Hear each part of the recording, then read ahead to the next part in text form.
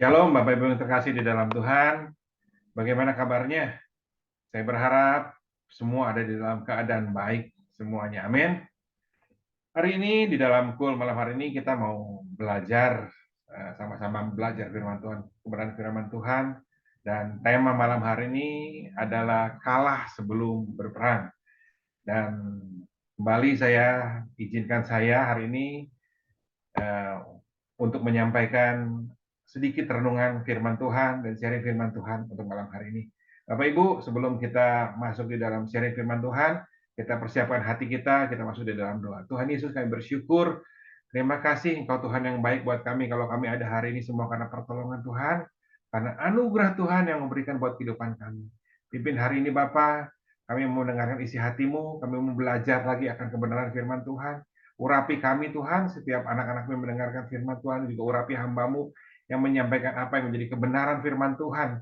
Isi hatimu Bapak, biarlah firman Tuhan ini boleh jadi menguatkan buat setiap kami Bapak. Terima kasih Tuhan Yesus, terima kasih. Hanya dalam nama-Mu kami sambut firman-Mu, haleluya, amin. Bapak Ibu terkasih di dalam Tuhan, tema hari ini tadi sudah saya sampaikan adalah kalah sebelum berperang. Kalimat kalah sebelum berperang mungkin sudah sering kita dengar, di mana kalimat tersebut kalau diartikan dalam sebuah eh, pertandingan atau di dalam sebuah peperangan adalah peristiwa di mana ketika sebelum pertandingan belum dimulai atau peperangan belum dimulai, eh, kita sudah menyerah duluan. Ya, ada berbagai banyak banyak hal kalau kita dalam sebuah pertandingan atau sebuah peperangan, eh, seseorang mengalami peristiwa di mana kalah sudah menyerah duluan sebelum berperang. Ada berbagai hal yang melatar belakangi seseorang eh, kalah dahulu sebelum berperang. Mungkin karena ketakutan, ya, menghadapi musuh, atau mungkin kita sendiri tidak ada atau kurang sekali persiapan untuk menghadapi lawan, ya. Demikian juga dalam kehidupan kekristenan, kehidupan kerohanian kita, seringkali kita mengalami peristiwa yang seperti ini. Kita kalah sebelum berperang, ya. Ketika kita baru dengar berita ada kesulitan seperti apapun, kita belum apa-apa udah kalah duluan, ya.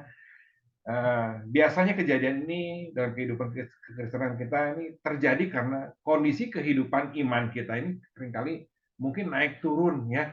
Kondisi iman kita ini seringkali lemah sehingga menyebabkan kita tidak punya kemampuan untuk bertanding atau berperang melawan musuh-musuh kita, ya.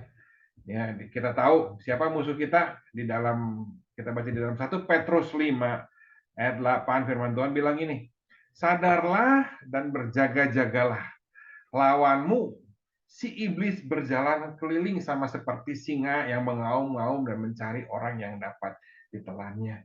Ayat berikutnya, lawanlah dia dengan iman yang teguh, sebab kamu tahu bahwa semua saudaramu di seluruh dunia menanggung penderitaan yang sama. Ya, Bapak Ibu, firman Tuhan di dalam 1 Petrus 5 ayat 8 ini mengingatkan kepada kita bahwa iblis itu seperti singa yang mengaum-ngaum, yang berjalan berkeliling mencari seseorang yang lemah yang dapat ditelannya. Dan di ayat 9 dibilang tadi, lawanlah dia dengan iman yang teguh. Artinya si iblis akan mengalahkan kita, anak-anak Tuhan, ketika iman kita ini, kita punya iman yang lemah. Ya, lewat apa, penderitaan, kesulitan atau tekanan hidup, seringkali iblis pakai hal seperti itu untuk menekan kita sehingga kita orang-orang yang punya iman yang lemah, sehingga seringkali kita kompromi terhadap dosa, ya. Kita kalah, ya, belum apa-apa kita kalah, ya. Tetapi puji Tuhan, ya, kita sebagai orang-orang percaya, kita tahu di dalam menjalani kehidupan kita nggak ada satu orang pun yang luput dari kesulitan. Tetapi puji Tuhan, ya, kita punya Tuhan, kita Tuhan yang baik. Tuhan Yesus, ya, bukan hanya sebagai Tuhan dan juru selamat buat kehidupan kita ketika kita percaya, dibenarkan dan diselamatkan. Tapi saya percaya ketika kita penerima Tuhan sebagai Tuhan dan juru selamat, ketika kita dibenarkan oleh iman kita kepada Tuhan Yesus, Tuhan memberikan paket yang lengkap buat kehidupan kita. Amin. Saya percaya 1 Yohanes Yohanes 14 ayat 16 firman Tuhan berkata seperti ini. Aku akan meminta kepada Bapa dan Ia akan memberikan kepadamu seorang penolong yang lain yang akan menyertai kamu senantiasa selama-lamanya, yaitu Roh kebenaran. Ya, firman Tuhan bilang di Yohanes 14 ayat 6 ketika Tuhan Yesus mau naik ke surga, dipanggil, ya Tuhan Yesus mengingatkan kepada kita bahwa kita tidak ditinggalkan sendiri. Ya, sebagai orang-orang percaya kita tidak ditinggalkan sendiri, tapi kita diberi seorang penolong yang lain, ya, seorang penolong, ya, yang lain, ya, yaitu siapa? Roh kebenaran, itu Roh Kudus. Saya percaya, ya, adanya Roh Kudus, ya, buat kehidupan kita. Kita tahu Roh Kudus seringkali mengingatkan kita untuk kita tidak berbuat dosa, mengingatkan kita untuk memilih jalan yang benar, mengingatkan kita untuk dalam menghadapi segala kesulitan dan problem dalam kehidupan kita. Kalau kita berpikir pakai pikiran dan hati kita sendiri, seringkali kita kalah, ya. Tapi Tuhan bilang kita nggak sendiri, ada Tuhan, ya, ada Roh Kudus yang Tuhan berikan kepada hidup kita secara pribadi demi pribadi, untuk supaya kita menjadi orang yang kuat menghadapi tantangan dan tipu daya si iblis, sehingga yang mengaum-ngaum itu, ya. Tapi dengan adanya Roh Kudus dalam kehidupan kita bukan berarti dalam setiap kehidupan kita ya udah kita diem aja, ya. Karena untuk menjadi seorang pemenang, ya, jadi orang yang nggak kalah sebelum berperang, ya, ada bagian yang harus kita lakukan. Saya percaya ada bagiannya Tuhan, ada bagiannya kita. Tuhan sudah memberikan bagiannya kepada kita penolong, ya. Tinggal bagian kita yang harus kita lakukan, ya. Ya, Amsal 24 ayat 10 firman Tuhan bilang ini, jika engkau tawar hati, maka pada kesesakan, maka kecilah kekuatanmu. Bapak Ibu, di dalam menghadapi kehidupan seorang dalam hari demi hari, tentu akan menghadapi yang namanya tantangan. Dan seringkali yang menjadikan kita kalah ketika kita di dalam tekanan, kita dalam masalah, sehingga kita lari dari Tuhan, seringkali ditentukan bukan karena besarnya lawan kita. Ya, salah satu penyebab yang menyebabkan seringkali kita kalah ketika kita menghadapi masalah di dalam kehidupan kita bukan karena besarnya lawan kita, tetapi firman Tuhan tadi bilang ketika kita tawar hati, ya, maka kecilah kekuatanmu, firman Tuhan. Firman Tuhan mengatakan seringkali kita kalah bukan karena musuh yang besar, musuh yang kuat, tetapi karena kita sendiri punya kekuatan yang kecil karena kita punya hati yang tawar. Tawar hati, firman Tuhan bilang. Tawar hati, apa sih tawar hati? Tawar hati adalah ungkapan, ya, keadaan seseorang yang mungkin bicara mengenai orang yang kecewa, tawar hati bicara mengenai orang yang putus asa, tawar hati bicara mengenai orang yang kehilangan pengharapan, sehingga seringkali nggak ada kemauan, nggak ada semangat, bicara hati yang kecut, hati yang jemu, ya, itulah yang membuat diri kita sebenarnya menjadi kecil dan ketika kita berhadapan dengan masalah dalam kehidupan kita, kita memandang begitu besar masalah yang ada di depan kita. Ya, malam hari ini kita sama-sama diingatkan lewat firman Tuhan hari ini agar supaya kita ini nggak kalah sebelum berperang. Ya, jangan kita tawar hati, kecil hati, kecut hati, kehilangan harapan. Ya. 2 Petrus 1 ayat 10 firman Tuhan bilang ini, karena itu saudara-saudaraku berusahalah sungguh-sungguh supaya panggilan pilihanmu makin teguh. Sebab jikalau kamu melakukannya, kamu tidak akan pernah tersandung. Ya, firman Tuhan bilang bicara gini, berusahalah sungguh-sungguh supaya panggilan pilihanmu makin teguh. Bapak Ibu, malam hari ini, di dalam cool hari ini, kita mau sama-sama belajar bagaimana caranya supaya kita nggak kalah sebelum berperang. Ya, yang pertama tadi satu hal yang diingatin, kita jangan kecil hati, belum apa-apa kita kalah. Tapi biarlah kita malam hari ini lewat firman Tuhan tadi diingatkan supaya kita mengingat kembali sebenarnya ada panggilan khusus yang Tuhan berikan buat kehidupan kita ketika kita menjadi umat yang dipilih, umat yang percaya kepada Tuhan. Ya, ada panggilan yang Tuhan pilih buat kita dan Tuhan tetapkan kepada kita setiap orang yang percaya. Malam hari ini biarlah lewat kul malam hari ini biarlah kita mengingat, belajar kembali mengingat ya, kembali dan berusaha sungguh-sungguh. Ini yang jadi bagian kita. Saya tadi bilang ada bagiannya Tuhan, ada bagiannya kita. Ya, Tuhan sudah memberikan penolong, tapi biarlah kita juga bersungguh-sungguh dalam dan mengingatkan kembali akan panggilan yang Tuhan sudah tetapkan buat kehidupan kita ketika kita jadi orang percaya. Ya, malam hari ini nggak ada salahnya kita diingetin lagi supaya kita punya iman yang kuat. Ya, iman kita dibangkitkan supaya kita semangat lagi. Ternyata kita ini bukan orang sembarangan, orang-orang percaya. Ketika kita keterima Tuhan sebagai Tuhan dan Juru Selamat, kita ada bukan orang yang biasa-biasa aja, tapi ada satu misi yang Tuhan berikan lewat panggilannya kepada hidup kita. Ya, ada satu ayat ya, di atasnya tadi 2 Petrus 1 ayat 10, sekarang 2 Petrus 2 ayat 9 firman Tuhan bilang ini, tetapi kamulah bangsa yang terpilih, imamat yang rajani, bangsa yang kudus, umat kepunyaan Allah sendiri, supaya kamu memberitakan perbuatan yang besar dari Dia yang telah memanggil kamu keluar dari kegelapan kepada terangnya yang ajaib. Ya, firman Tuhan tadi dikatakan dengannya ketika Tuhan panggil kita keluar dari gelap kepada terangnya yang ajaib, ada panggilannya khusus yang Tuhan berikan buat kehidupan kita.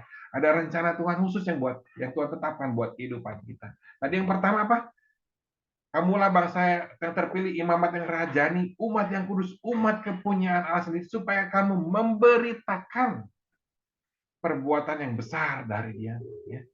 Yang pertama yang Tuhan mau, ketika kita jadi umat pilihan Tuhan, Tuhan bilang, imamat yang bangsa kita jadi bangsa yang terpilih.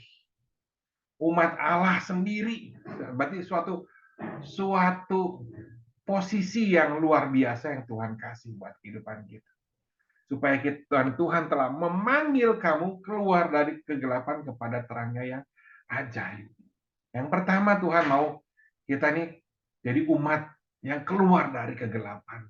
Ya, yang Tuhan panggilan yang khusus yang Tuhan berikan buat kehidupan kita adalah supaya kita nih jadi orang-orang yang menang di dalam dosa.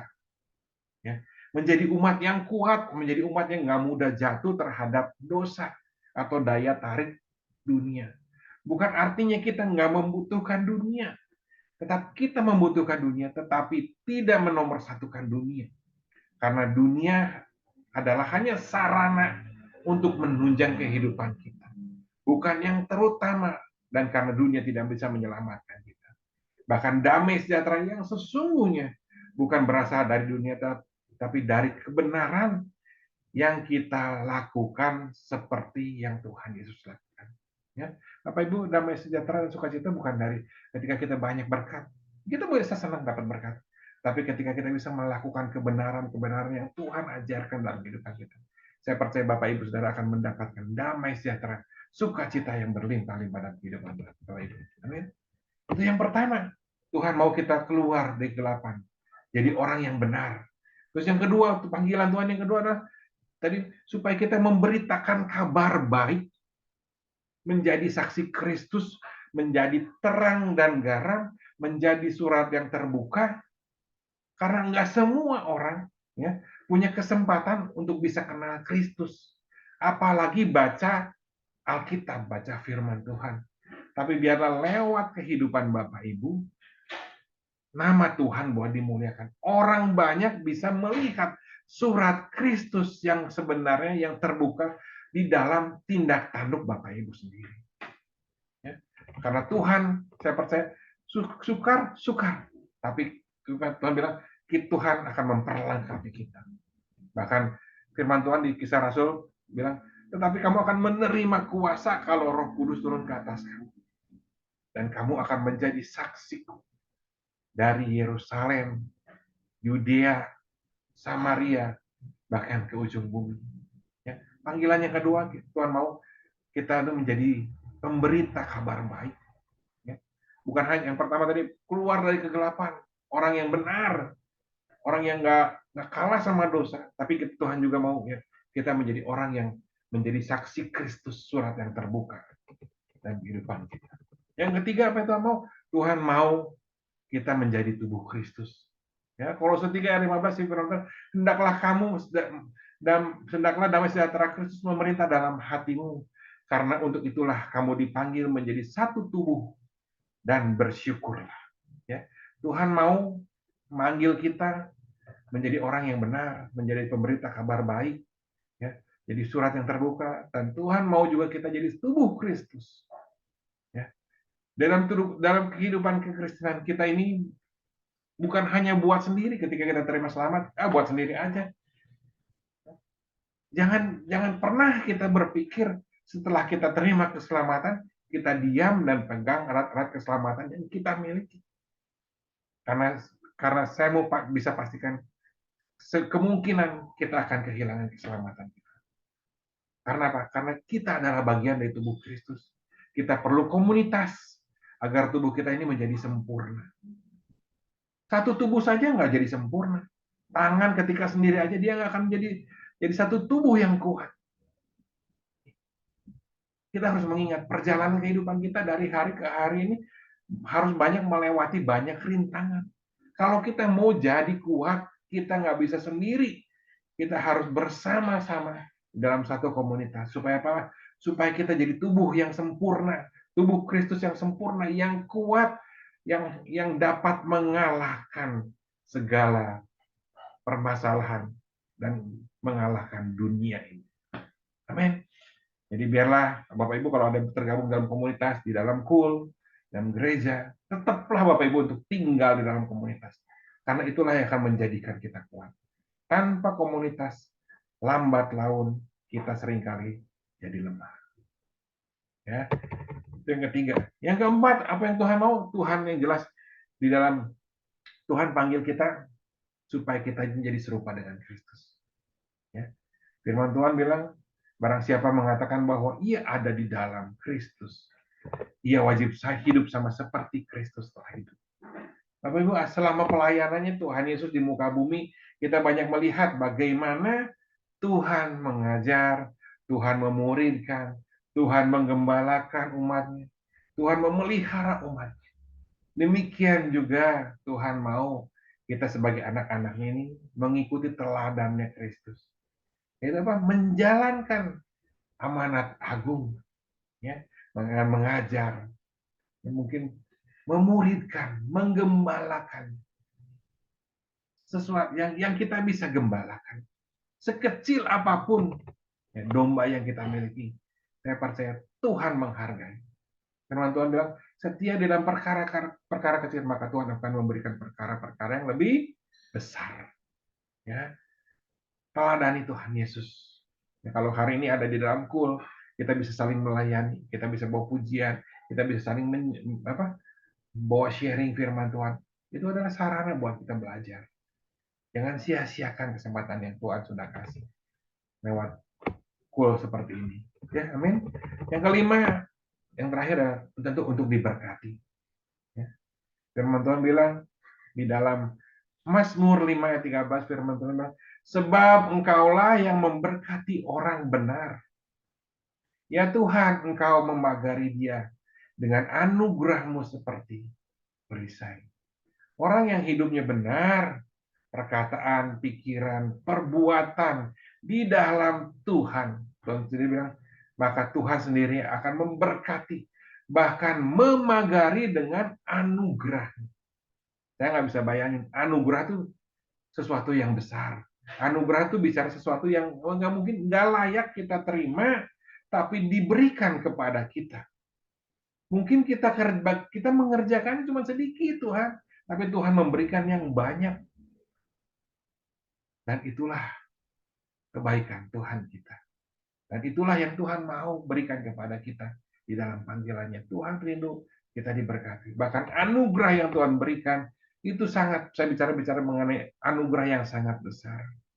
Bukan hanya berkat jasmani kalau berkat yang besar, tapi berkat yang lebih daripada berkat jasmani, karena berkat jasmani mungkin akan habis dimakan waktu. Tapi berkat bukan keselamatan yang Tuhan kasih, yang akan Tuhan berikan dalam kehidupan kekal kita selama-lamanya. Ketika kita menjadi orang yang benar di hadapan Tuhan sampai akhir hidup kita. Amin. Bapak Ibu, sekali lagi, saya ingatkan, jangan jadi orang yang kalah sebelum berperang. Jangan punya orang yang punya kecil hati. Ingat, Tuhan punya tujuan, punya tujuan panggilan dan kehidupan kita. Supaya kita ini apa? Kita ini jadi orang yang keluar dari kegelapan. Orang yang enggak jatuh bangun dalam dosa. Tuhan mau kita ini menjadi pembawa berita sukacita, jadi surat yang terbuka. Tuhan mau kita ini jadi tubuh Kristus, ya, berkumpul di dalam satu komunitas, jadi kuat ketika bersama-sama. Tuhan mau kita juga jadi sama seperti Kristus. Kita boleh saling menguatkan. Tubuh Kristus saling melayani, saling menguatkan. Dan terakhir ada Tuhan mau supaya kita juga boleh menikmati, diberkati oleh Tuhan. Sekali lagi firman Tuhan katakan, jangan tawar hati pada masa kesesakan, karena ketika kau tawar hati, kecillah kekuatanmu. Ya, pencobaan-pencobaan yang Tuhan yang kita alami adalah pencobaan biasa, Tuhan bilang, yang akan melebihi kekuatan kita. Alkitab pernah mencatat 10 pengintai yang masuk ke dalam ke tanah Kanaan. Dia bilang, ketika dia melihat melihat setelah investigasi di tanah perjanjian yang Tuhan kasih, apa yang mereka lihat? Oh, raksasa yang besar, kita pasti kalah, kita nggak bisa masuk, kita pasti binasa. Hanya Yosua dan Kaleb yang punya iman yang kuat. 10 pengintai itu seperti seorang yang kalah sebelum berperang. Tapi biarlah malam hari ini kita semua boleh menjadi seperti Yosua dan Kaleb yang selalu ingat panggilan Tuhan. Dan di mana ketika Tuhan panggil, saya percaya Tuhan bukan hanya memperlengkapi, tapi Tuhan juga tidak akan pernah meninggalkan kita. Amin. Yuk kita tutup dalam doa. Tuhan Yesus, kami bersyukur, berterima kasih untuk malam hari ini. Kami tidak sendiri, hanya punya Tuhan yang hebat. Terima kasih Tuhan, ampuni kami Tuhan. Kalau seringkali kami mungkin takut, kami kalah sebelum berperang, ketika kami baru dengar berita kami takut, baru dengar kami kalah. Tapi biar malam hari ini iman kami dibangkitkan, dikuatkan, karena kami punya panggilan yang khusus. Dan saya percaya ketika Tuhan panggil kami dalam rencana yang khusus, Tuhan tidak pernah membiarkan kami. Engkau menyertai, bahkan Engkau selalu memperlengkapi, menguatkan kami. Roh Kudus yang mengajar setiap kami. Lebih lagi Tuhan. Terima kasih Tuhan, hamba-Mu selesai bicara. Tapi biar anak-anak-Mu yang mendengarkan firman Tuhan malam hari ini dikuatkan di dalam nama Tuhan Yesus. Berkati yang sakit Tuhan. Kami percaya Tuhan, Kau Tuhan penyembuh.